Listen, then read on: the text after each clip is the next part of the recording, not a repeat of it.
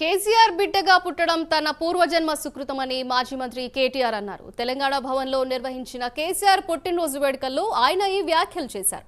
కేసీఆర్ 4 కోట్ల ప్రజలకు హీరో అని కేటీఆర్ అన్నారు. ప్రతికూల పరిస్థితుల్లో తెలంగాణ కోసం కేటీఆర్ పోరాడారని గుర్తు చేసుకున్నారు. మళ్లీ కేసీఆర్ సీఎం కావడమే లక్ష్యంగా పనిచేద్దామని బీఆర్ఎస్ శ్రేణులకు కేటీఆర్ పిలుపునిచ్చారు. బిడ్డగా నిజంగా నా పూర్వజన్మ సుకృతం, నా అదృష్టం. ఎందుకంటే మా నాన్న నా ఒక్కడికే హీరో కాదు, మా నాన్న మొత్తం తెలంగాణ జాతికి హీరో, 4 కోట్ల తెలంగాణ ప్రజలకు హీరో.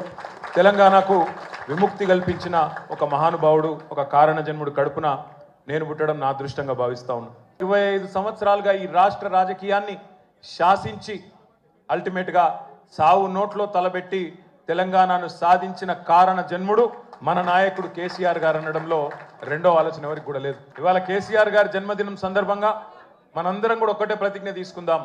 అందరం ఒకటే లక్ష్యంతో రాబోయే 3.5 ఏళ్ళు పనిచేద్దాం. ఒక్క లక్ష్యం, మళ్ళీ తిరిగి ఏ కేసీఆర్ గారి వల్లనైతే ఈ తెలంగాణ సాకారమైందో అదే కేసీఆర్ గారు తిరిగి ముఖ్యమంత్రి కావడమే లక్ష్యంగా అందరం 60 లక్షల మంది గులాబీ దండు ఆయన కుటుంబ సభ్యులందరం కూడా కలిసిమెలిసి గట్టిగా పనిచేద్దాం. ఒకటే లక్ష్యంతో ముందుకు పోదాం.